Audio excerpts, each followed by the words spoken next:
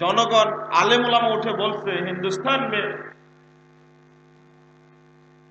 Abu Hanifa फिक्ही रिवायत की कानूनी हैसियत अहादीस से भी ज्यादा है। अब अबू हनीफा की राय पेश कीजिए।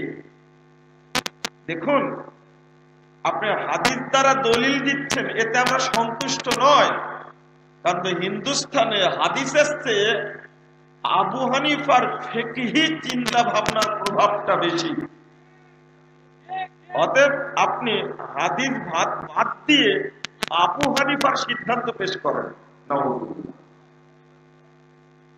নিজামুদ্দিন আউলিয়া রাগ করে বক্তব্য বন্ধ করে দিয়ে ফেরত চলে গেলেন। তখন দুঃখ প্রকাশ করে বললেন, ऐसे मुल्क में इस्लाम कब तक बाकी रहेंगी जहां एक शख्स की फर्क राय को अहादीस पर फौकत दी जाती है। যে দেশে ওই রাজ্যে ইসলাম কতদিন অবশিষ্ট থাকবে, যে দেশে একজন মানুষের রায়কে হাদিসের উপরে প্রাধান্য দেওয়া হয়। প্রভাবটা কত ছিল, এখনো সেই প্রভাবটা বিরাজ করছে। যত দল, যত ফেরকা, যত পীর ফকির মাজার রয়েছে, প্রত্যেক ব্যক্তিরই, প্রত্যেক ফেরকারই একামতের দিনের দর্শন আলাদা, পৃথক পৃথক। আর কারোটার সাথেই সাহাবা কেরাম তার পূর্বে নবী রাসূলগণ যে একামতে দিনের কাজ করেছেন, দিন কায়েম করেছেন, তার সাথে কোনোই মিল নাই, কোনোই মিল নাই। তো উদাহরণস্বরূপ আপনাকে কি বলবো, যে দল যে আয়াত পাঠ করে ব্যাখ্যা করার সময় ওই দলের অনুকূলে ব্যাখ্যাটা করে, যার কারণে এক শ্রেণীর মানুষ বাংলাদেশে আছে, জিহাদের আয়াতগুলো সব এক জায়গায় করেছে, করার পরে মানুষকে বলছে যে এরা অধিকাংশই মুশরিক, অধিকাংশই কাফের, শাসক গোষ্ঠী কাফের, এদেরকে বোমা মেরে হত্যা করে ইসলাম প্রতিষ্ঠা করতে হবে। দেখেন, এটাও একটা একামতের দিন, নাউজুবিল্লাহ। ইসলাম কি বোমা মেরে মানুষ হত্যা করে ইসলাম প্রতিষ্ঠা করার অনুমোদন দিয়েছে? মুহাম্মদুর রাসূলুল্লাহ সাল্লাল্লাহু আলাইহি সাল্লাম এবং সাহাবায়ে কেরাম, চার খলিফা, কোন মানুষ হত্যা করে, মানুষকে ভীত সন্ত্রস্ত করে ইসলামী আদর্শ প্রতিষ্ঠা করেছেন?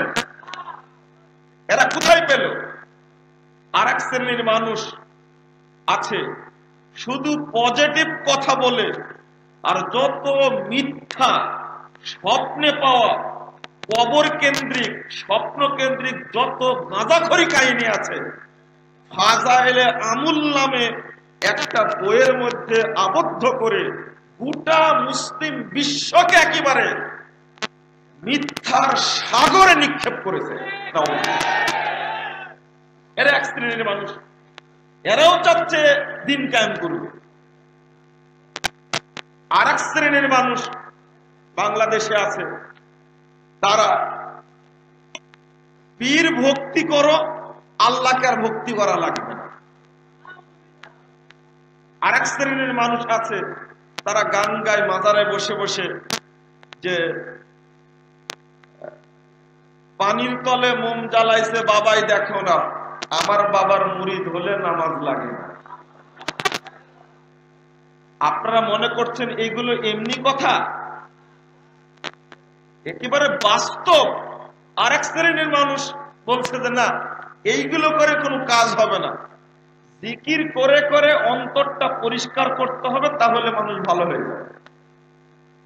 এর মধ্যে দুটা ভাগ করেছে, একটা জিকিরে জলি আর একটা জিকিরে খফি। এই দুটা ভাগ হয়ে গেছে। এক শ্রেণী বলছে জিকির আস্তে করতে হবে, ভাগ হয়ে গেছে। আরেক শ্রেণী বলছে না, জিকির জোরে করতে হবে, তাহলে অন্তর পরিষ্কার হবে। এদেরও তো দলিল আছে, এদেরও দলিল আছে।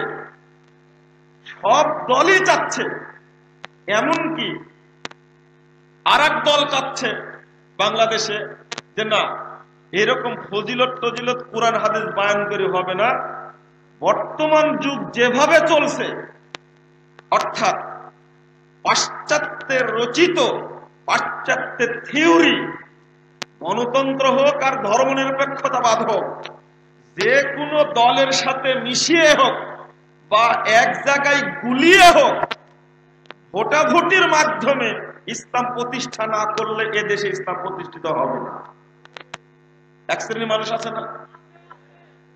তো সবারই উদ্দেশ্য দিন কায়েম করা। এবার একটু কথা বলবো, এমনকি বর্তমান যুগে মুতাসাল্লিফিন যারা সালাফি বলে দাবি করছে, তারা পর্যন্ত একদিকে প্রচলিত শিয়াদের দেওয়া ইসলামী রাজনীতির প্রভাবে প্রভাবিত হয়েছে, আর একদিকে পাশ্চাত্যের মতবাদের অনুসারী যারা, তাদের নেতাদের কথা এবং প্রভাবটা তাদের ঘাড়ে চেপে বসেছে। এইটা বর্তমানে আহলে হাদিস বা সালাফিদের জন্য সবচেয়ে বড় ভয়ঙ্কর অবস্থা। আল্লাহ যেন সালাফিদেরকে, আহলে হাদিসদেরকে এই সমস্ত নোংরা সংস্কৃতি থেকে হেফাজত করেন। আল্লাহ। কালকে বলেছি একটি কথা, শুধু রফল আযান করলে তাকে আহলে হাদিস সালাফি বলা যায় না, শুধু জোরে আমিন বললেই,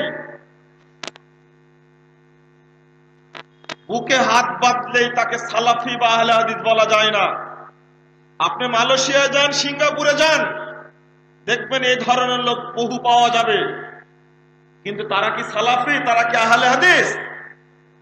বর্তমানে আহলে হাদিসরা ষড়যন্ত্রের শিকার। আমি আগেই কথাটি বলিনি, বর্তমানে আহলে হাদিস হলো বাংলাদেশের সবচেয়ে একই আকীদা সম্পূর্ণ শক্তিশালী ইউনিট হলো আহলে হাদিস ভাইরা। বাংলাদেশে যত ফেরকা আছে, যত দল আছে, তাদের সামাজিক কোনো ভিত্তি নেই। যদি বলে কেউ আমি হানাফি মাযহাবের, হানাফি মাযহাবটা ভাগ হয়েছে একটা দেওবন্দিতে, একটা বেরলভিতে। বেরলভিরা ভাগ হয়েছে লক্ষ লক্ষ ভাগে, দেওবন্দিরা ভাগ হয়েছে হাজার হাজার ভাগে। কিন্তু আহলে হাদিসরা আলহামদুলিল্লাহ নেতৃত্বের মোহে, জিদ এবং অহংকারের কারণে ভাগাভাগি হলেও আকীদাগত দিক থেকে সবাই ঐক্যবদ্ধ আলহামদুলিল্লাহ। এরাই বেশি শক্তিশালী, যার কারণে এই শক্তিশালী গ্রুপটাকে ভাঙ্গার জন্য ভিতর থেকে গভীর ষড়যন্ত্র চলছে। মুতাসাল্লিফিন ব্যক্তিদের দ্বারা সাবধান থাকো। তারা কারা? তারা কখনো শিয়া মতবাদ নিয়ে রফল আযান করে আপনার সামনে হাজির হয়, তারা কখনো ইখওয়ানি মতবাদ নিয়ে জোরে আমিন বলার ফতোয়া দিয়ে আপনার সামনে হাজির হয়। যে না, আহলে হাদিসরা আলহামদুলিল্লাহ এখন এটাও বুঝতে পেরেছে, আল্লাহ তাদেরকে হেফাজত করবেন ইনশাআল্লাহ। কারণ এর চেয়ে বড় বড় ষড়যন্ত্র হয়েছে। 2005 সালে বাংলাদেশ থেকে আহলে হাদিসদের ব্যান করে মাদ্রাসা মসজিদকে বন্ধ করে দিয়ে এদেরকে একেবারে সন্ত্রাসী আখ্যা দিয়ে, জঙ্গি আখ্যা দিয়ে তাদের বাড়ি ঘর থেকে বের করে তাড়ানোর, রোহিঙ্গাদের মতো, বারবার রোহিঙ্গাদের মতো তাদের অবস্থা সৃষ্টি করার ষড়যন্ত্র চলেছিল। আল্লাহর পক্ষ থেকে গজব নাজিল হয়ে এদেরকে একেবারে ছিন্ন ভিন্ন করে দিয়েছেন আল্লাহ রাব্বুল আলামিন। অতএব সাবধান থাকতে হবে। গভীর থেকে গভীর ষড়যন্ত্র করলেও আল্লাহর নবীর বাণী এবং আল্লাহ রাব্বুল আলামিনের বাণী, ভবিষ্যৎবাণী উপস্থিত থাকতে আমরা এই সমস্ত গভীর ষড়যন্ত্রকে পরোয়া করি না। আমরা ভরসা করি একমাত্র আল্লাহর উপরে। তরুণ ভাইরা এবং শিক্ষিত জনদেরকে ওই কথাটি বলছি, গভীর ষড়যন্ত্র ছাড়া, সূক্ষ্ম ষড়যন্ত্র ছাড়া একটি কাফেলাকে ছিন্ন ভিন্ন করা যায় না। 190 বছর ইংরেজরা রাজত্ব করার পরে এত ব্রেনি ব্রিটিশরা, এখন একটা ছেলেকে দুষ্টু হলে আপনারা ব্রিটিশ বলেন, বলেন না? এতই তারা কুবুদ্ধি সম্পূর্ণ ছিল, অস্ত্র ছিল, জনগণ ছিল, দালাল ছিল, কিন্তু আহলে হাদিসদের সংগ্রামী চেতনার কারণে, তাওহীদি হুঙ্কারের কারণে, অস্ত্র শস্ত্র সজ্জিত 190 বছরের শিকড় গাড়া শক্তি টিকতে পারি তাওহীদের হুঙ্কারের কারণে চটিপাটি গোল করে এদেশ থেকে পালাতে তারা বাধ্য হয়েছে। আলহামদুলিল্লাহ। তখনই তারা বলেছিল, 1936 সালে লিখিয়ে পাঠিয়েছিল Lord Macaulay, we must at present do our best to form a class who may be interpreted between us and millions, a class of person in Indian, in blood, in color, but English, in taste, in opinion, in moral, in intellect. কত বুদ্ধি রাখে ব্রিটিশরা। যখন দেখলো আন্দোলন তুঙ্গে, এই আন্দোলনকে দমাতে পারবে না, শাহ ইসমাইল শহীদ, সৈয়দ আহমদ শহীদ, তিতুমির, এই সমস্ত তাওহীদ ব্যক্তিরা তাওহীদকে বক্ষে ধারণ করে যে আন্দোলন শুরু করেছে, আর টিকা যাবে না। অতএব একটা কাজ করো, একটা গ্রুপ তৈরি করো এদের মধ্যে থেকে, যারা রক্তে এবং বর্ণে হবে ভারতীয়, আর চিন্তা চেতনায় হবে ইংরেজ, যারা এই লক্ষ কোটি জনতার মাঝে কাজ করবে। আজকে আমাদের মধ্যে যে কাফি সাহেব আব্দুল হেল কুরাইশি সাহেব সেটা আক্ষেপ করে গেছেন আহলে হাদিস পরিচিতি বইয়ের মধ্যে, আহলে হাদিস আকীদার হওয়ার পরেও তাদের মাথাকে ধুলাই করার কারণে কেউ আজকে কমিউনিস্ট আন্দোলনের সাথে জড়িত, কেউ আজকে সেকুলারিজমের সাথে জড়িত, কেউ আজকে ন্যাশনালিজমের সাথে জড়িত, কেউ এমনকি ইসলামের নামে তৈরি হওয়া শিয়া মতবাদ ইসলামী রাজনীতির সাথেও জড়িত। এমনকি কোন কোন গাধা টঙ্গীর ইস্তেমার মাঠের পুটলা নিয়েও ব্যস্ত হয়ে পড়েছে। একজন আহলে হাদিস ব্যক্তি হিসাবে, আহলে হাদিস ইতিহাস যে ব্যক্তি জানে, কখন এই সমস্ত মিথ্যা, এই সমস্ত গাঁজাখড়ি ধর্মের নামে তৈরি হওয়া এই সমস্ত মিথ্যা তথ্যের সাথে কোনো আহলে হাদিস তরুণ করে ব্যক্তি জড়িত হতে পারে না। আমি একামতের দিনটা কি আর অন্যান্য একামতের দিনটা কি দেখবেন। এক একজনের একামতের দিন, জঙ্গিবাদ সম্পর্কে তো অনেক আলোচনা শুনেছেন, ভ্রান্তির বেড়া দিলে একামতের দিন, সেটা তো দেখছি, ওটা তো আপনারা পড়েছেন। জঙ্গিবাদ সম্পর্কে অনেক আলোচনা হয়েছে, আমি আজকে বলবো না, শুধু এতটুকু বলবো, আজকে একামতের দিনের নামে বোমা ফাটানোর যে আন্দোলন চলছে, এটা ইহুদিদের পরিকল্পিত খ্রিস্টানদের অর্থে মুসলিমদেরকে ক্ষতিগ্রস্ত করার জন্য ষড়যন্ত্র চলছে।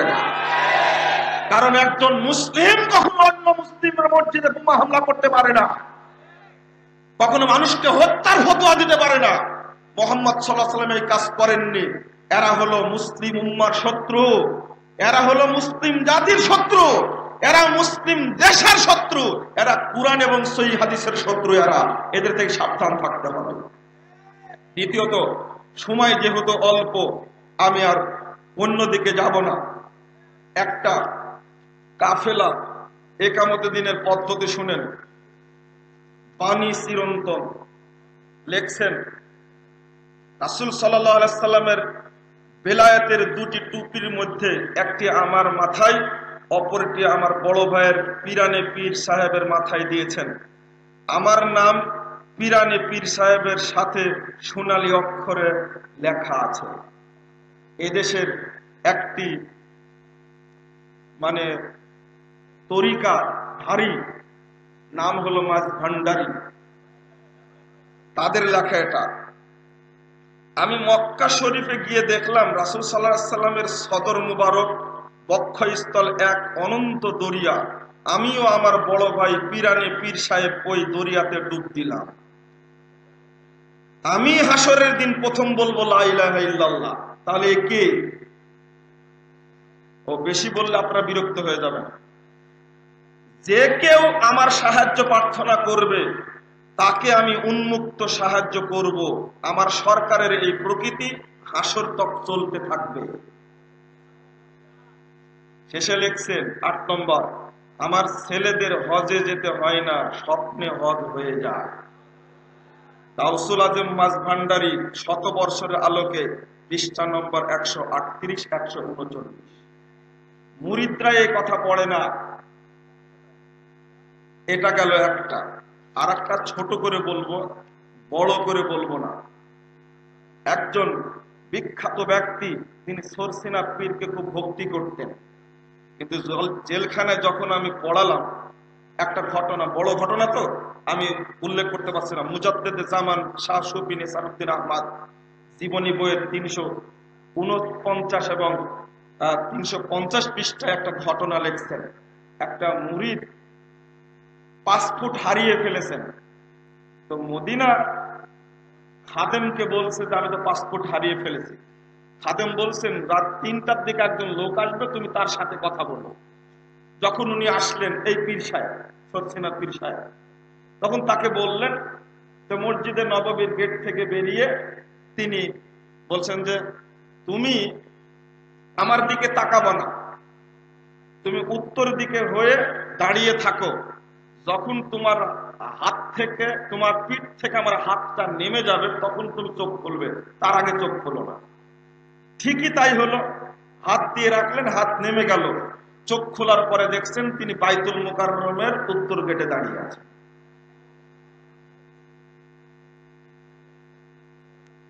কি শুনলেন এটা আপনারা? এই সমস্ত এগুলো হলো একামতের দিন। আর একটা ফ্ল্যাক্সি করছে, তাই না? আচ্ছা, এবার আটরশির কথা শুনেন। পরকালে মুক্তির জন্য ইসলাম ধর্ম গ্রহণের আবশ্যকতা নেই। যেমন পীর সাহেব বলেছেন, হিন্দু, মুসলমান, বৌদ্ধ, খ্রিস্টানগণ নিজ নিজ ধর্মের আলোকে সৃষ্টিকর্তার নৈকট্য অর্জনের চেষ্টা করতে পারে এবং তাহলেই কেবল বিশ্বে শান্তি আসতে পারে। লেখছেন 250 আটরশি কাফেলা, সংকলন মাহমুদুল হক, 38 দরবার সাহিত্যে প্রকাশিত, 89 পৃষ্ঠা খুলুন, 1984 সালে প্রকাশিত। কোনো সমস্যা নাই, সব আমার কাছে সংরক্ষিত আছে আলহামদুলিল্লাহ। আরেক জায়গায় লিখেছেন, দেখেন, আমরা বক্তব্য বলি যে এক শ্রেণীর মানুষ আছে, ওরা মানুষ আর আল্লাহ দুইজনের মধ্যে কোনো পার্থক্য করে না, নাউজুবিল্লাহ। লেখছেন সংক্ষিপ্ত ওজিফা বইয়ে লেখছেন একটি কথা, ফানাফিল্লাহ অর্থ আল্লাহতে বিলুপ্তি। ফানা একটি বিশেষ আধ্যাত্মিক অবস্থা, যে অবস্থায় সুফি সাধক আধ্যাত্মিক উন্নতির এক চরম পর্যায়ে আরোহণ করিয়া পরম করুণাময় আল্লাহ তাআলার অস্তিত্বের সহিত নিজের সর্বস্ব বিলীন করিয়া দেন। ফানা পর্যায়ে সাধকের ব্যক্তিগত সত্তা বলিয়া কিছুই থাকে না, যেহেতু তাহার সমস্ত অযুত অস্তিত্বই তখন আল্লাহতে বিলীন। এই অবস্থায় সাধকের ইচ্ছা আল্লাহ তাআলার ইচ্ছারই প্রতিফলন মাত্র। সংক্ষিপ্ত ওজিফা 9 পৃষ্ঠা খোলেন। এটা হলো একামতের দিন। আমি বেশি বললে আপনারা বিরক্ত হয়ে যাবেন, আমি আর একটা শোনাবো। আর একটা হলো, থামেন একটু থামেন, বলবো তো। বলছিলাম যে এমন ভাবে, আচ্ছা এইগুলো কি মানুষকে আল্লাহ বানানো, আল্লাহকে মানুষ বানানো, এগুলো কি একামতের দিন? অথচ এই সমস্ত অরুশ এবং মাজারে তথাকথিত শিক্ষিত ব্যক্তিরা কোটি কোটি টাকা দান করে। সেই জায়গায় একজন ব্যক্তি বলছে আমি এবার 50টি গরু দান করেছি। বলেন অবস্থাটা কি? আর একটা হেদে মারেফত একটা বই, এই বইয়ের মধ্যে একটি কথা লিখছেন, নাউজুবিল্লাহ, এই কথা বলতে লাগলেই খুব কষ্ট হয়। হেদে মারেফত লিখছেন চরমুনায় পীর সাহেব আল্লামা সৈয়দ মোহাম্মদ ইসহাক আশেক মাসুক ইশকে ইলাহি, এই বই 41 থেকে 43 পৃষ্ঠায় লিখছেন মানুষ কিভাবে আল্লাহ হয়। মানসুর হাল্লাজের কথা তিনি লেখলেন কিভাবে। মানসুর হাল্লাজ বলছেন নাহনু রুহানে, আল্লাহর আমরা দুইটা রূহ, হালাল না বাদানান, এখন এক দেহের মধ্যে শামিল হয়ে গেছে। যখন তাকে বলা হচ্ছে যে তুমি থামো, তখন বলছে পাগল হয়ে গেছে যে আনাল হক, আমি আল্লাহ। নাউজুবিল্লাহ। ঠিক বায়েজিদ বোস্তামির কথা এতই লিখেছেন এই পীর সাহেব, ভাষায় প্রকাশ করা যায় না। এমনকি বাইজিদ বোস্তামের মতো লোক নিজে আল্লাহ বলে দাবি করেছে, আর মানসুল হাল্লাজকে খলিফা ফাঁসিতে ঝুলিয়েছে। তার আদর্শ যদি মুসলিমের আদর্শ হয় তাহলে অবস্থা কি হবে? আর এটাকেই মনে করছে একামতে দিন। বাইজিদ বোস্তামি জিজ্ঞেস করা হলো ঘরে কে? তিনি উত্তর দিলেন লাইসা ফিল বাইতে গায়রুল্লাহ, বাড়িতে আল্লাহ ছাড়া কেউ নাই। তিনি বলছেন তলাবতুল্লাহ সিত্তিনা সানা, আল্লাহকে খুঁজছি 60 বছর যাবত, ফাইদা হুয়া আনা, এখন দেখছি আমি নিজেই আল্লাহ। 60 বছর আল্লাহকে গবেষণা করে আসমান জমিনে কোথাও পাইনি। আরে বেদাতিরা তো সব জায়গায় আল্লাহকে পায়, এ কোথাও পায়নি, খুঁজে পায়নি। তখন বলছে আনা, দেখছে আমি নিজে এখন আল্লাহ হয়ে গেছি। এই দর্শন ছড়ানোর জন্য চলছে এক শ্রেণীর মানুষ কসরত, চলছে এমন ভাবে আর এক শ্রেণীর মানুষের কসরত। নিজেই প্রতিষ্ঠাতা বলে যাচ্ছেন মালফুজাতে ইলিয়াস বইয়ের, তিনি নিজে ভাষ্য সাক্ষাৎকার দিয়েছেন মাওলানা মোহাম্মদ মঞ্জুর নোমানী। তার বইয়ের 51 পৃষ্ঠায় 50 সিরিয়ালে উল্লেখ করছেন আজকাল মুসপার উলুমে সহিয়াকা ইলকা হতা হয় তো কোশিশ কারো मुझे नींद ज्यादा आए, खुशी की वजह से जब नींद कम होने लगी तो डॉक्टर और हाकिम साहब की मशवरे से मेरे सिर पर तेल मालिश कराया ताकि ज्यादा नींद में तरक्की हो जाए। আপনারা তো কিছু কিছু বুঝছেন। আজকাল আমার উপরে সহি ইলম নাজিল হচ্ছে। মাওলানা ইলিয়াস সাহেব তিনি বলছেন তার সাক্ষাৎকারে, মালফুজাতে ইলিয়াস উর্দু বই থেকে আমি বলছি, তিনি এই কথা বলার পরে বলছেন যে খুশির চোটে যখন ঘুম কম হতে লাগলো তখন কবিরাজ আর ডাক্তারের পরামর্শে মাথায় তেল মালিশ করা শুরু করলো, তাতে একবারে ঘুমের মধ্যে ডুবে গেলাম। এই দেখেন, তারপরে বলছেন আপনি ফরমায়া, তিনি এটাও বলেছেন ইস তাবলীগ কা তরিকা ভি মুঝ পর খুয়াব মে মুনকাশিফ হুয়া है, এই তাবলীগের তরিকাটা আমার উপরে স্বপ্নে নাজিল হয়েছে। এই দেখেন, এই তাবলীগের তরিকা নাজিল হয়েছে মুহাম্মদ সাল্লাল্লাহু আলাইহি ওয়াসাল্লামের উপরে। ইলিয়াস সাহেবের উপরে কোন তরিকা নাজিল হলো? আশ্চর্য। তিনি দাবি করলেন কি করে? ইসলামের রুকুন হলো 5টা, তারা করেছে 6টা, 6 উসুল করেনি। আর পীর সাহেবরা 6 উসুলের সাথে আরো 2 উসুল যোগ দিয়েছে। কি? যার পীর নাই তার শয়তান তার পীর, এই একটা যোগ দিয়েছে। ওইটা পরে বলবো, এখন এটা বলছি না। যেহেতু স্বপ্নে পাওয়া, আর যার বেশি ঘুম হয় সে তো আলতো ফালতো স্বপ্ন দেখে। একই কলেজে ছেলে মেয়ে 2 জন পড়ে, এখন চেয়ারম্যান সাহেবের মেয়েকে ছেলেটা স্বপ্ন দেখেছে, দেখছে চেয়ারম্যান সাহেব বিয়ের প্রস্তাব দিচ্ছে আমাকে, সকালবেলা ঘুম থেকে উঠে চলে গেছে, চেয়ারম্যান সাহেব বিয়েতে হয়ে গেছে। এবার বলেন পিঠে আর কিছু থাকবে? স্বপ্নে পাওয়া জিনিস কোন ধর্ম হতে পারে? আমি বেশি বললাম না, অল্প বলছি। তার মধ্যে 2টা জিনিস না পড়লে আমি বুঝাতে পারবো না। ফাজাইলে আমল উর্দু বই 62 পৃষ্ঠা, 152 পৃষ্ঠা বাংলা বই। বাংলা সেটা হলো, দেখেন, শায়েখ আব্দুল ওয়াহিদ ছিলেন বিখ্যাত বুজুর্গের একজন। তিনি বলেন আমার একবার খুব ঘুমের চাপ হলো, ফলে রাত্রের নিয়মিত তাসবিহগুলো পড়তে ছুটে গেল। তখন স্বপ্নে আমি সবুজ রেশমি পোশাক পরিহিতা এক অপূর্ব সুন্দরী যুবতীকে দেখলাম।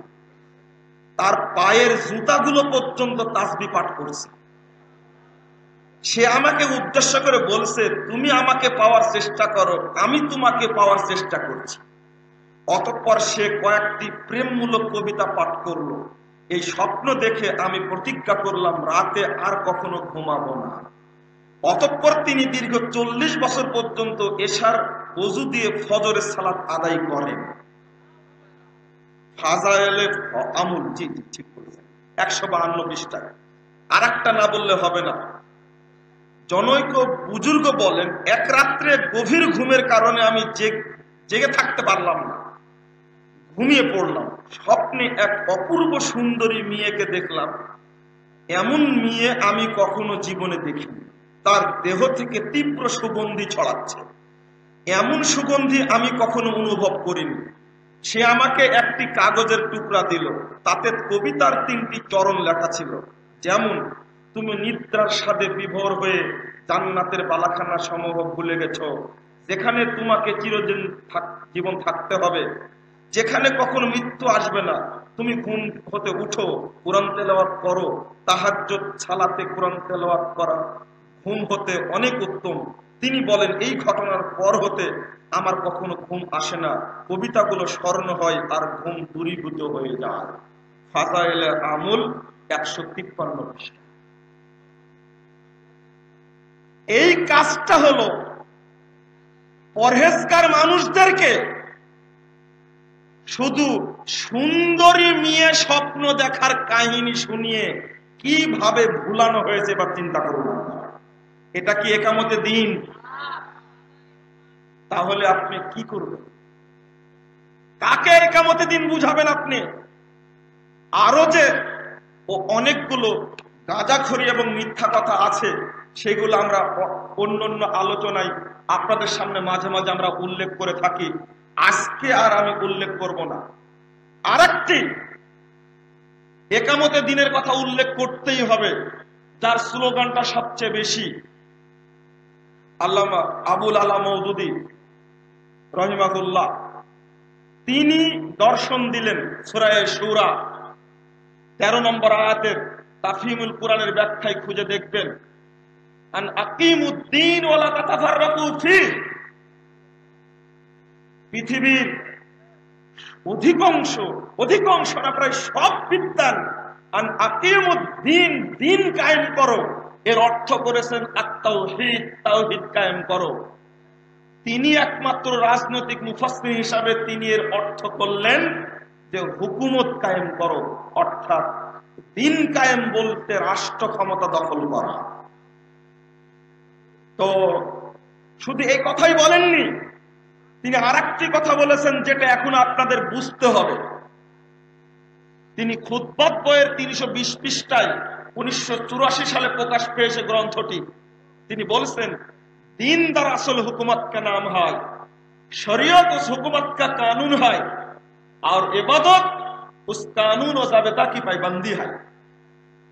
তিনি বলছেন, দিন আসলে রাষ্ট্র ক্ষমতার নাম, তার মূল বাংলা হলো রাজনীতি ধর্ম। কথা মনে থাকবে, রাজনীতি ধর্ম। একদিকে আশ্চর্যজনক বিষয় হলো এই যে দিন আসলে হুকুমতের নাম। এটা কিভাবে হলো? তাহলে রাষ্ট্র ক্ষমতা অর্জন না করা পর্যন্ত দিন পাওয়া যাবে না। এক, শরিয়ত উস হুকুমত কি কানুন হয়, শরীয়ত হলো ওই রাষ্ট্র ক্ষমতার প্রতিষ্ঠিত প্রণীত সংবিধান হলো শরীয়ত। এবার বোঝেন, যদি রাষ্ট্র ক্ষমতা অর্জিত না হয় তাহলে কি সংবিধান প্রণীত হবে? বুঝেন না আপনারা? আচ্ছা, যদি ক্ষমতায় না যাওয়া যায় তাহলে কি সংবিধান প্রণীত হবে? এই তো বুঝলেন না কেন? আগে রাষ্ট্র ক্ষমতা অর্জন করতে হবে, সেটাই হবে দিন। রাষ্ট্র ক্ষমতা অর্জন করার পরে যে সংবিধান প্রণীত হবে সেটা হবে শরীয়ত। তাহলে রাষ্ট্র ক্ষমতা অর্জনের আগে কোন শরীয়ত থাকবে কি? না। এরপরে বলছেন, ইবাদত উস কানুন ও যাবিতা কি পাবন্দি হয়। আর ইবাদত কাকে বলা হবে? ওই সংবিধানের আনুগত্য করলে তবেই হবে ইবাদত। বর্তমানে কি রাষ্ট্র ক্ষমতা আছে? ইসলামী রাষ্ট্র আছে? তাহলে কি ইসলামী সংবিধান আছে? এবার বলেন, ইবাদত করবেন কার আলোকে? তাহলে কি এই দিন কায়েমের এই ব্যাখ্যা কি ঠিক আছে? তবে তিনি সচেতন মানুষ। খুতবাত বইয়ে কথা লিখেছেন, তাফহিমাত বইয়ের 159 পৃষ্ঠায় আরেকটা কথা লিখছেন, কারণ তিনি বুঝতে পেরেছেন কথা একটু উল্টা পাল্টা হয়ে গেল। উল্টা পাল্টা কি? এবার তিনি বলছেন, হালাকে দার আসল সোম ও সালাত, জিকির ও তাসবিহ, হজ, सालात और सियाम, जिक्र और तस्बीह उस बड़ी इबादत की तमरीनत करने वाला, मुस्तैद करने वाला तमन्नात है। তিনি এবার বলতে চাচ্ছেন আসলে সালাত, সিয়াম, হজ, যাকাত, জিকির, তাসবিহ এইগুলো হলো ওই বড় রাষ্ট্র ক্ষমতা অর্জনের জন্য প্রশিক্ষণ কোর্স মাত্র। কি বুঝলেন আপনারা? সালাত, সিয়াম, হজ, যাকাত এটা মৌলিক বিষয় না, এটা রাষ্ট্র ক্ষমতা অর্জন করার প্রশিক্ষণ কোর্স মাত্র, সিঁড়ি মাত্র। সেনাবাহিনীর প্রধান যিনি হন, এই কথা তিনি বলার মাধ্যমে তিনি সুফিবাদের মধ্যে ঢুকে গেছেন। মানে যিনি মারিফত হাসিল করে ফেলবেন তার উপর থেকে শরীয়ত রহিত হয়ে যাবে, নাউজুবিল্লাহ। আজকের কথা না, ইমাম ইবনে হাজাম রাহিমাহুল্লাহ কিতাবুল ফাসল ফিল মিলাল ওয়াল আহওয়া ওয়ান নিহাল এই গ্রন্থের ৩ নম্বর খণ্ডের ৪৪৩ পৃষ্ঠায় আলোচনা করতে গিয়ে বলছেন যে ইয়াকুলু সুফিয়া, সুফিদের মধ্যে কেউ কেউ বলেছেন, মান আরাফা রাব্বাহু সাকাতাত আনহু শারায়, যে ব্যক্তি তার রবকে চিনে ফেলবে তার উপর থেকে সমস্ত শরীয়ত রহিত হয়ে যাবে। ওয়া ক্বালা বাযুহুম ওয়াত্তাসালা বিল্লাহ, কেউ কেউ বলেছে আল্লাহ আর মানুষ সব সমান হয়ে যায়। কেন এই জায়গায় ঢোকা হলো? অসচেতন মানুষ না, সচেতন মানুষ। এবার সালাত, সিয়াম এটা বুঝবেন কি করে? রাজনীতি, অর্থনীতি, সমাজনীতি, চাকরি, ব্যবসা, ডাক্তারি, ইঞ্জিনিয়ার এইগুলো আপনার জন্য অপশনাল বিষয়, ইবাদতে মুআমালাত। আর একটা হলো সালাত, সিয়াম, হজ, যাকাত, এইগুলো কি অপশনাল? এইগুলো কি ঐচ্ছিক? আশ্চর্য ব্যাপার হলো, যেখানে সালাত এবং সিয়াম, হজ, যাকাত যে পরিবেশেই থাকুক না কেন, মুসলিম হলে যেমন ঈমান আনা ফরজ, ইসলামের রুকুন ৫টির উপর বিশ্বাস করা ফরজ। আপনি ইচ্ছায় কিছুদিন আগে এই সরকারের আমলে টাইমটা চেঞ্জ করবেন, ডিজিটাল টাইম করলো না? তাতে কি সালাতের সময় পরিবর্তন হয়েছিল? সালাতের সময় ঠিকই হয়েছিল, কিন্তু টাইম চেঞ্জ হওয়ার কারণে সালাতের টাইম চেঞ্জ হয়নি। রাজনীতি বন্ধ থাকতে পারলে ফখরুদ্দিনের মতো মানুষ আসলে, কিন্তু সালাত বন্ধ থাকবে কি? আপনার ইচ্ছা আপনি কৃষি কাজ করেন, আপনি মনে করলে কৃষি কাজ করবো না ব্যবসা করব, করেন, আপনি ইচ্ছা দিন। আপনি বললেন না ব্যবসাও করবো না, আমি চাকরি করবো, ইচ্ছা দিন করেন। আপনি ডাক্তারিতে পড়েছেন, ডাক্তারি আমি করবো না, ব্যবসা করবো, আপনি ইচ্ছা দিন করেন। এটা হলো ঐচ্ছিক বিষয়। কিন্তু সালাত, সিয়াম, হজ, যাকাত এগুলো কি ঐচ্ছিক? তাহলে আশ্চর্য হলো যে এই সংজ্ঞা দিয়ে তিনি কি বুঝাতে চাইলেন। এই সংজ্ঞাটা আসলে সুন্নি মুসলমানের সংজ্ঞা নয়, এই সংজ্ঞা হলো শিয়াদের সংজ্ঞা। শিয়া নেতা ইবনুল মুত্তাহির এই কথাটা বলেছিল, আহাম্মুল মাতালিবে ও আশরাফুল মাসাইলে আল ইমামা।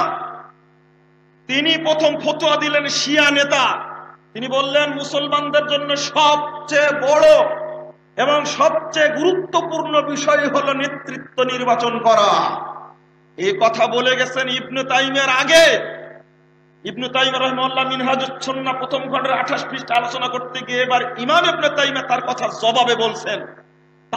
জবাবে বলছেন, ইবনে তাইমিয়া রাহিমাহুল্লাহ যে আহাম্মুল মাতালিবে ওয়া আশরাফুল মাসাইল মুসলিমিন আল ইমামা যে দাবি করেছে, ইসবুম বি ইসমাইল মুসলিমিন বাল হুয়া কুফর, এই দাবিটা যে করেছে মুসলমানদের জন্য সবচেয়ে গুরুত্বপূর্ণ এবং আসল বিষয় হলো নেতৃত্ব নির্বাচন করা, নেতৃত্ব আগে ক্ষমতা অর্জন করা, এইটা মুসলিম উম্মার ঐকমত্য মিথ্যাচার, বাল হুয়া কুফরুন, বরং এটা কুফরি মতবাদ। বলুন নাউজুবিল্লাহ।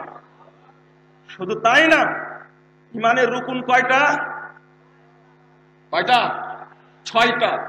আপনারা কি জানেন যে ইমান আমানতু বিল্লাহে, এই আল্লাহর প্রতি ইমান আনার সাথে শিয়ারা আর একটা কথা যোগ করেছে, সেটা বিল ইমামা আই জুজউম মিনল্লাহ, অর্থাৎ আল্লাহর একটা অংশ হলো রাষ্ট্র ক্ষমতার প্রতি ইমান আনয়ন করা। বলুন না, এই মতবাদ আজকের নয়, শিয়া মতবাদটা সুন্নিদের উপরে আজকে ভর করে বসেছে। এমন আহলে হাদিস ভাইরাও পর্যন্ত আজকে এটা না বুঝার কারণে আজকে উল্টা পাল্টা কথা বলছেন। আল্লাহর কাছে দোয়া করি, আল্লাহ আহলে হাদিস এবং সালাফি ভাইদেরকে তুমি সঠিক বুঝটা দান করো। আল্লাহ আমিন। একামতের দিনটা কি? একামতের দিনের সংজ্ঞা আজকে দেওয়ার প্রয়োজন নেই। আল্লাহ রাব্বুল আলামিন শারা'a লাকুম মিনাদ দীনি মা ওয়াসসা বিহি নূহা ওয়া মা ওয়াসসাইনা বিহি ইব্রাহিমা ওয়া মূসা ওয়া ঈসা আন আকিমুদ দীন ওয়া লা তাতাফাররাকু ফিহি।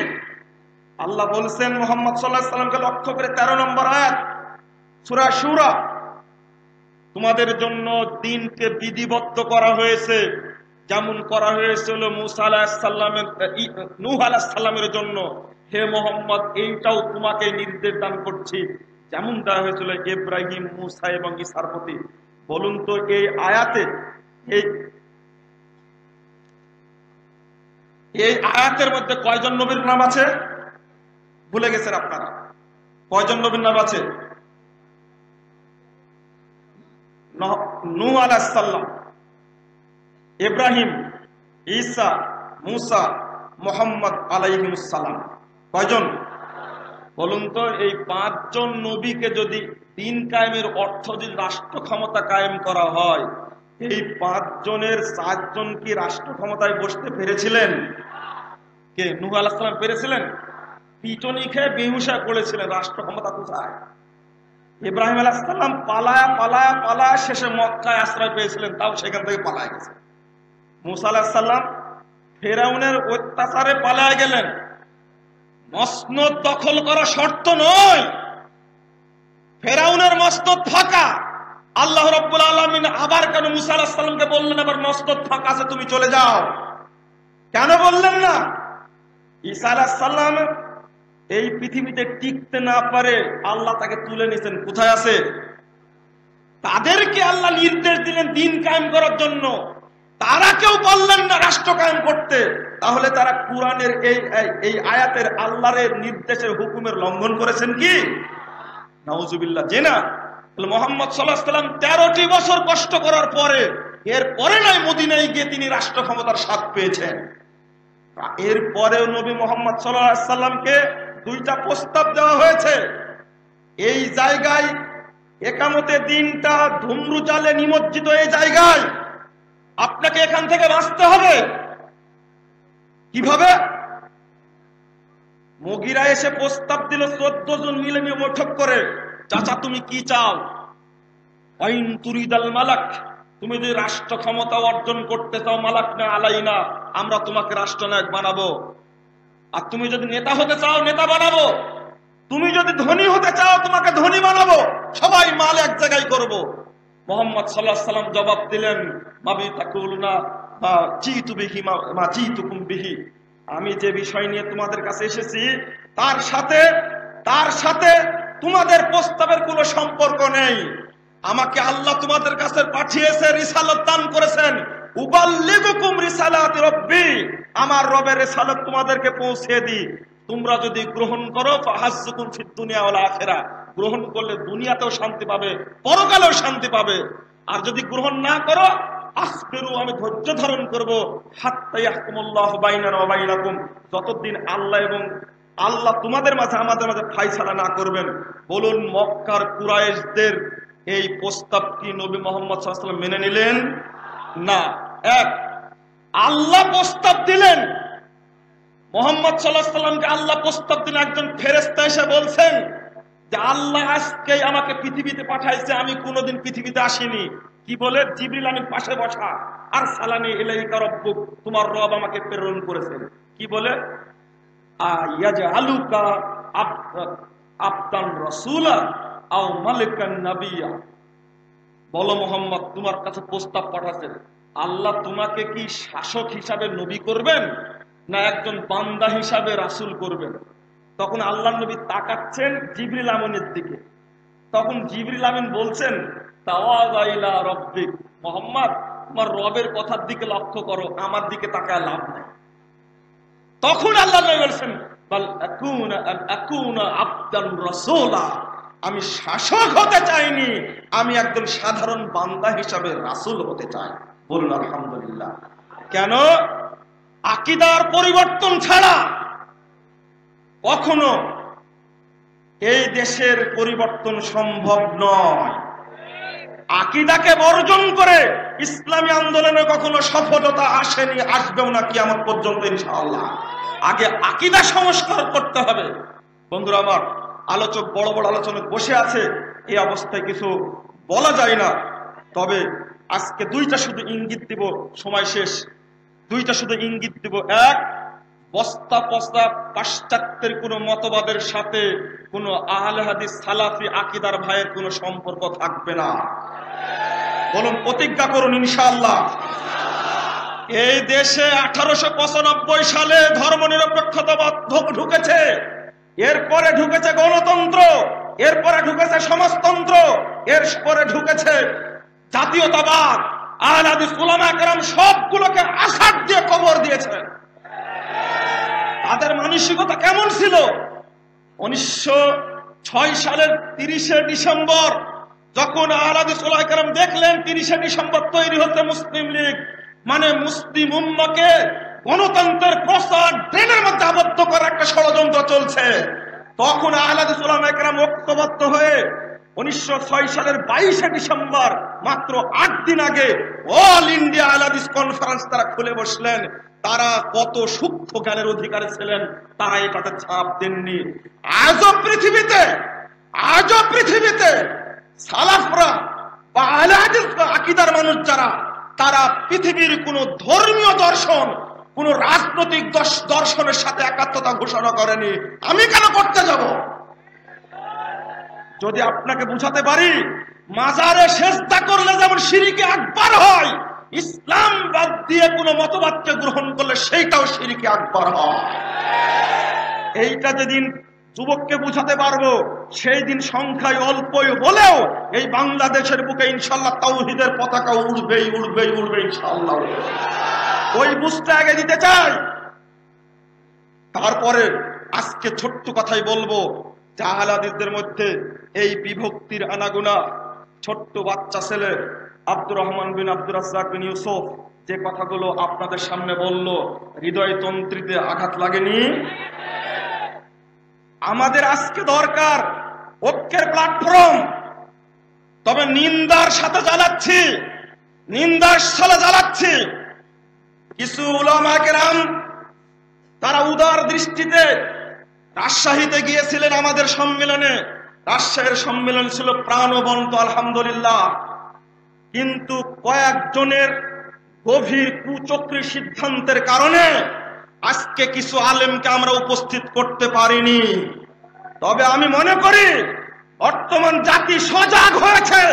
যারা ফেরকাবাজি নিয়ে টিকে থাকবে, জাতি তাদেরকে একদিন আস্থা করে নিক্ষেপ করবে ইনশাআল্লাহ। জনগণের মধ্যে ঐক্য রয়েছে, নেতাদের নেতৃত্বের মোহের কারণে ঐক্য ভেঙে চুরমার হয়ে গেছে। আব্দুর রাজ্জাক বিন ইউসুফকে আমির করে আর একটা দল ঘোষণা করা যেত, কিন্তু আমরা এই সমস্ত দলাদলের মাথায় কুঠারাঘাত করে লাথি মেরে দমন করেছি, করব হয়েছে ইনশাআল্লাহ। অসম্ভব ব্যাপার। দেশে যেমন মাদ্রাসা আছে অনেকগুলি, যে ইচ্ছা যে মাদ্রাসায় পড়তে পারে। যদি এই সংগঠনগুলো পরস্পরের মধ্যে যদি ভ্রাতৃত্ব বজায় না থাকে, আজকে আব্দুর রাজ্জাক দাওয়াত দিবে প্রফেসর ডক্টর মোহাম্মদ আসাদুল্লাহ আল গালেব সাহেবকে, দাওয়াত দিবে অধ্যাপক মোবারক আলীকে, তারা দুইজন উপস্থিত হতে বাধ্য থাকবেন। আব্দুর রাজ্জাক বিন ইউসুফকে দাওয়াত দিতে হবে মোবারক আলী সাহেবের সম্মেলনে, ডক্টর গালেব সাহেবকেও দাওয়াত দিতে হবে মোবারক আলী সাহেবের সম্মেলনে। মোবারক আলী গালেব সাহেবের সম্মেলনে ডাক দিতে হবে আব্দুর রাজ্জাক বিন ইউসুফকে, ডক্টর মুসলিউদ্দিনকে ডাক দিতে হবে, অধ্যাপক মোবারক আলীকে ডাক দিতে হবে, আহমদুল্লাহ তিরিশ আলীকে, শহীদুল্লাহ খান মাদানীকে। যদি এক মঞ্চে বসতে না পারে, এটা ফেরকা। পৃথিবীর কোন বিদ্বান, চ্যালেঞ্জ করলাম, পৃথিবীর কোন বিদ্বান এই মর্মে ফতোয়া দেননি যে পরস্পরে আহলে হাদিস ভাই হয়ে এক মঞ্চে বসতে পারবে না। মুজাফফর আব্দুর রাজ্জাকের দোষ হলো একটা, 8 থেকে 9 বছর যাবত এই নরসিংদী, এই নারায়ণগঞ্জে আমরা প্রোগ্রাম করে আসি একসঙ্গে। কোন সময় দেখা যায় অধ্যাপক মোবারক আলী সাহেব তিনি সহসভাপতি জমিয়তের, তিনি প্রধান বক্তা, মুজাফফর হলো দ্বিতীয় বক্তা, ডক্টর ইলিয়াস সাহেব জমিয়তের সভাপতি, তিনি হলেন সভাপতি, তিনি মাহফিলের সভাপতি, মুজাফফর সেখানে প্রধান বক্তা। আমরা একাকার করে ফেলতে চাচ্ছিলাম। আলহামদুলিল্লাহ, এটাই আমাদের অপরাধ। আজকে যারা আজকে কুচক্রান্ত করে আহলে হাদিসদেরকে বিভক্ত রাখতে চাচ্ছে, আল্লাহর কাছে দোয়া করছে, আল্লাহ তুমি তাদেরকে হেদায়েত দান করো। যদি হেদায়েতের যোগ্য না হয়, আহলে হাদিস ঐক্যের স্বার্থে তুমি তাদেরকে নিষ্ক্রিয় করে দাও। আমি কষ্টের সাথে কথা বললাম, কেন আব্দুর রাজ্জাক বিন ইউসুফ কি পাপ করেছে? একটা প্রতিষ্ঠানের প্রোগ্রাম, সবাইকে দাওয়াত দিয়েছে, তুমি কেন বসে সিদ্ধান্ত নিলে যে বসে যাওয়া যাবে না? এই সিদ্ধান্ত নেওয়ার অধিকার কে দিয়েছে? কোন কোরআনে পেয়েছো, কোন হাদিসে পেয়েছো তোমরা? অসম্ভব ব্যাপার। কথাগুলো বললাম। কিছু ব্যক্তি, কেন সবুর সাহেব কালকে আসছিলেন না? আপনাদের সাথে ঐক্যের কথা বললেন না? তিনি একজন সদস্য জমিয়ত আহলে হাদিসের, তিনি আসলেন কি করে? যাদের সাথে আমরা কথা বলেছি তাদেরকে নিষ্ক্রিয় করা হয়েছে। কেন করা হলো? কারা করলো? ক্ষমতা দিয়ে আর অর্থ দিয়ে ইসলামী জাগরণ সৃষ্টি হয় না, ওটা মিথ্যা কথা। ইসলামী জাগরণ সৃষ্টি হয় চেতনার উপরে। ফেলে দিন, পীর ফকিরা বিভক্ত করেছিল, নিজ নিজ বসে খানকায় বসে বসে তারা জিকির করেছে, কিন্তু ব্রিটিশ বিরোধী আন্দোলন সফল হয়েছে আলহামদুলিল্লাহ। আজকে বলছি, যারা আহলে হাদিসদের বিভক্ত করতে চায় তারা খানকায় বসে জিকির করুক। আমরা দেশবাসীকে ঐক্যবদ্ধ করে আহলে হাদিস চেতনা, কুরআন এবং সহিহ সুন্নাহর চেতনাকে প্রতিষ্ঠা করার জন্য শপথ গ্রহণ করবো ইনশাআল্লাহ। আল্লাহ তুমি কবুল করো। তখন পারেনি ব্রিটিশরা, এখনো পারবে না ইনশাআল্লাহ। ভ্রাতৃত্ব এগিয়ে নিয়ে আসলে, ভ্রাতৃত্ব এগিয়ে না আনে আসলে পরকাল সবার জন্য ভয়াবহ হবে ইনশাআল্লাহ। আল্লাহ তুমি আমাদেরকে পবিত্র কোরআন এবং সহিহ হাদিসের আলোকে জীবন গড়ার তৌফিক দান করো। আল্লাহুম্মা আমিন। নবী রাসূলদের পথ যেভাবে তারা দাওয়াতি কাজ করেছেন সেটাই হলো ইকামতের দিন। ওই ভ্রান্তির মধ্যে পড়বেন না। সর্বশেষ আমি তিনটা কথা আপনাদের জন্য ঘোষণা দিয়ে যাচ্ছি। যে আলোচনা রাখলাম, ভ্রান্তির বেড়া দিলে ইকামতের দিন বইটা আছে, এই বইটা সবাইকে মনোযোগ দিয়ে পড়ার জন্য বলছি, আপনারা চেষ্টা করবেন। দ্বিতীয়ত, আমাদের খুব কাছের মানুষ মোহাম্মদপুর মসজিদে আলামিন মসজিদের মুতাল্লিক, তিনি আপনাদেরকে সবাইকে সালাম জানিয়েছেন। তিনি বলছেন আমার আত্মাটা ওখানে গিয়ে আছে, কিন্তু আমি তোমাদের সাথে হাজির হতে পারছি না, খুব অসুস্থ তিনি।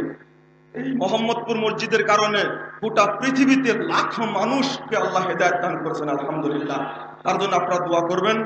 আর একটা হলো, আগামী বৃহস্পতি এবং শুক্রবার পার্শ্বেই মাস্কো গ্রুপের প্রোগ্রাম আছে। এই প্রোগ্রামটা আপনারা সবাই মিলে সহযোগিতা করে সফল করার চেষ্টা করুন, যেন তার মাধ্যমে গোটা ও আহলে হাদিসদের ঐক্যের একটা সুযোগ করা যায়। আল্লাহ যেন কবুল করেন, আল্লাহুম্মা আমিন। দেবই থেকে এখানে একটা ট্রলার থাকবে, আমাকে বলার জন্য তিনি কালকে বলে গেছেন, এটা ঘোষণা দিলাম। আর একটা হলো যে একটা সুসংবাদ আপনাদের জন্য, বাংলাদেশে সালাতের সময়সূচি যেগুলো আছে সেইগুলো সবই ভুলে ভরা। তো আমরা একটা সালাতের স্থায়ী সময়সূচি তৈরি করেছি। আজকে আপনারা খুব কম পাবেন, তবে আপনারা সংশোধন করার চেষ্টা করবেন, মানে সংগ্রহ করার চেষ্টা করবেন। নিচে একটু বুঝে নিতে হবে, প্রত্যেক দিনই সাহারির টাইম একটা, আবার ইফতারির টাইম কিন্তু আর একটা। কিন্তু বাংলাদেশে আশ্চর্য হবেন, সাহারির টাইমের সাথে ঢাকার টাইমটা যোগ দিতে হবে 8 মিনিট। ঠিক ওই দিনই ইফতারের সময়ে ওই জেলাতেই যোগ দিতে হবে 3 মিনিট, কিন্তু চলছে সমানে কয় মিনিট? 8 মিনিটে চলছে। তাহলে কয় মিনিট পরে ইফতার করছে? এই জিনিসটা আমরা ধরিয়ে দিয়েছি।